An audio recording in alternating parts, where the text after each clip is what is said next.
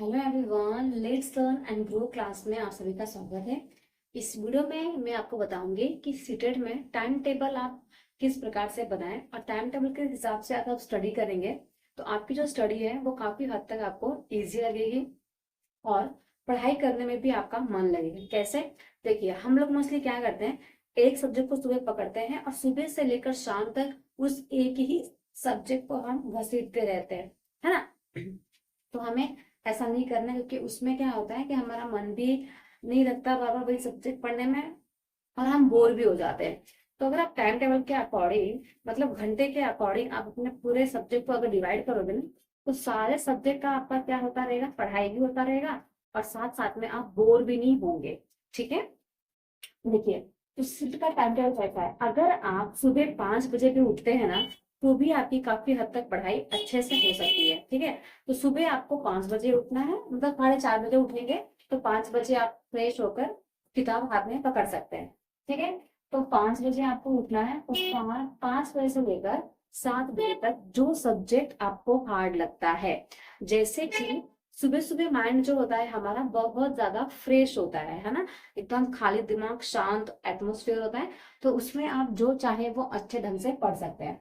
तो अगर 5 बजे से लेकर 7 बजे तक दो दो घंटा जो भी आपका सब्जेक्ट हार्ड है, जैसे कि मैंने यहाँ पे एसएस लिखा है, जो एसएस वाले बच्चे होते हैं वो एसएस पढ़ सकते हैं, और जो मैथ्स और साइंस वाले बच्चे होते हैं वो मैथ्स पढ़ सकते हैं या तो साइंस पढ़ सकते हैं।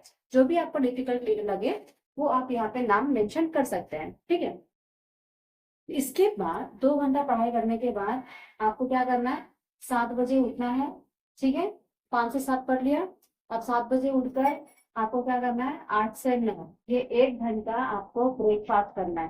क्या करना है, ब्रेकफास्ट, मतलब उसमें आपका सब कुछ आ जाएगा, नहाना, फ्रेश होना, नाश्ता करना आराम से। ठीक है। आराम से आप 1 घंटा ब्रेकफास्ट कीजिए, कोई दिक्कत नहीं है। अगर 1 घंटे से पहले भी आपका ब्रेकफास्ट हो गया तो भी क्या करेंगे, आप अपने आप को रिलैक्स देंगे, गाना सुन लेंगे, अपने आप को फ्री माइंड करना है। ठीक है। जैसे ही आपका टाइम हो जाएगा 9, वैसे ही आपको आपके प्लेस पे आके बैठ जाना है। और 9 से 10, 10 से 11 ये 2 घंटा आपको साइंस पढ़ना है। जो पेपर 2 की प्रिपरेशन कर रहे हैं वो साइंस पढ़ेंगे, और जो पेपर 1 का एग्जाम दे रहे हैं वो ईवीएस पढ़ेंगे। ठीक है। आपको क्या करना है, साइंस और ईवीएस आप ये 2 घंटे में पढ़ सकते हैं। ठीक है। क्योंकि साइंस का जो कंटेंट होता है और जो सिलेबस होता है वो बहुत ज्यादा वास्ट होता है। तो आपको यहाँ पर 2 घंटा साइंस पढ़ना है। पेपर 1 वाले यहाँ पे क्या पढ़ेंगे, ईवीएस पढ़ेंगे। ठीक है। चलिए आगे देखते हैं। 11 से 1 आपको तुरंत आपका सब्जेक्ट चेंज कर देना है। अगर आप वही 4-5 घंटा पढ़ोगे तो बोर हो जाओगे। तुरंत आपको 2 घंटे के बाद सब्जेक्ट चेंज करना है। क्या उठा लेना है, सीडीपी। सीडीपी उठा लेना है और पहले ही आपको डिसाइड कर लेना है कि ये 2 घंटे में मुझे ये 2 पेज पढ़ना है, या तो फिर ये 2 थियरी को मुझे अच्छे से लर्न करना है। ठीक है। या फिर कोई भी थियरी हो गया, वाइगॉत्स्की हो गया, जीन पियाजे हो गया, आप पहले से डिसाइड कर लो कि आपको ये 2 घंटे में आपको कितना पढ़ना है, फिर उसके अकॉर्डिंग आपको 2 घंटे में पढ़ना ही पढ़ना है किसी भी हालत में। ठीक है। देखिए, तो 11 से 12, 12 से 1 2 घंटा आप क्या पढ़ेंगे, सीडीपी। पेपर 1 वाले भी सेम, पेपर 2 वाले भी सेम ही पढ़ेंगे। ठीक है। फिर 1 से लेकर 1:30 बजे तक आपको लंच करना है। अगर आपने जितना डिसाइड किया है उतना आप नहीं पढ़ पाए तो आप इसमें से 5 मिनट 10 मिनट ऊपर वाले में ऐड कर सकते हैं, और लंच में से आप क्या कर रहे हैं, कम कर सकते हैं। ऐसा नहीं कि चलेगा 2 घंटा ही पढ़ना था, नहीं हो पाया तो नहीं हो पाया, ऐसा नहीं। नहीं हो पाया तो आपको लंच का टाइम कम करके उसको अपने सब्जेक्ट में ऐड कर देना है। ठीक है। इसके बाद 1:30 से 2 बजे तक, क्योंकि खाना खाने के बाद तो नींद आनी लाजमी है ना। तो आप आधा घंटा क्या करेंगे, थोड़ा सा अपने आप को रिलैक्स देंगे, एक स्लीपिंग नैप, थोड़ा सा नैप ले लेंगे, ताकि आपका दिमाग जो है नेक्स्ट स्टडी के लिए एकदम से रेडी हो जाए। ठीक है। तो ये आधा घंटा आराम करने के बाद आपको 2 बजे वापस से अपने प्लेस पे आ जाना है, और 2 से 4 आपको वापस से क्या सॉल्व करना है, मैथ्स। क्योंकि हमारे पास बहुत टाइम है ना, 24 घंटे का टाइम है। उसमें से हमें थोड़ा सा ही घंटा, 5 घंटा ही सोना है, बाकी के सारे घंटे क्या करने हैं, पढ़ाई करनी है। तो 2 से 4 2 घंटा वापस से क्या करेंगे, आपने सुबह को मैथ्स कर लिया। ठीक है। वापस से यहाँ पे मैथ्स के दो टॉपिक 3 टॉपिक आपको क्या करना है, यहाँ पे क्लियर करना है, और क्लियर करने के बाद ही उठना है। ऐसा नहीं कि क्लियर नहीं हुआ तो भी छोड़ दिया। ठीक है। जितना आपने सिलेक्ट किया है, जितना चूज किया है, उतना तो खत्म करना ही है। और अगर आप सिलेक्ट करोगे ना तो अपना अंदर से मोटिवेशन होता है कि 2 घंटे मुझे खत्म करना ही करना है, वो मोटिवेशन अंदर से ऑटोमेटिक आता है। ठीक है, फिर आपको 4 से 6, शाम के 4 बजे से 6 लेकर ईवीएस और साइंस पढ़ना है। ठीक है, तो जो पेपर 1 की प्रिपरेशन कर रहे हैं वो यहाँ पर साइंस पढ़ सकता है, यहाँ पर ईवीएस पढ़ सकता है। ठीक है, तो मैंने 2-2 बार दिया हुआ है, तो आप क्या कर सकते हैं, एक बार साइंस और एक दिन ईवीएस, ऐसा भी पढ़ सकते हैं। पेपर 1 पेपर 2 दोनों ही सब लोग देते हैं, है ना, बहुत कम लोग ही हैं जो पेपर 1 देते हैं या पेपर 2, मोस्टली सब लोग पेपर 1 और पेपर 2 दोनों देते हैं। तो अगर आपने एक दिन साइंस पढ़ा है तो एक दिन ईवीएस पढ़ लीजिएगा, यहाँ पे आपने एक दिन ईवीएस पढ़ा है तो एक दिन साइंस पढ़ लीजिएगा। ऐसा करके भी आप क्या कर सकते हैं, अपने टाइम टेबल को थोड़ा बहुत चेंज कर सकते हैं।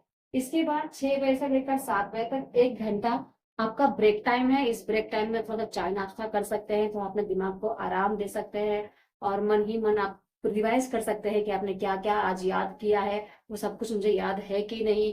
ये सब अब 1 घंटा आपको अपने आप को टाइम देना है, अपने आप को रिलैक्स मोड पे लेके आना है।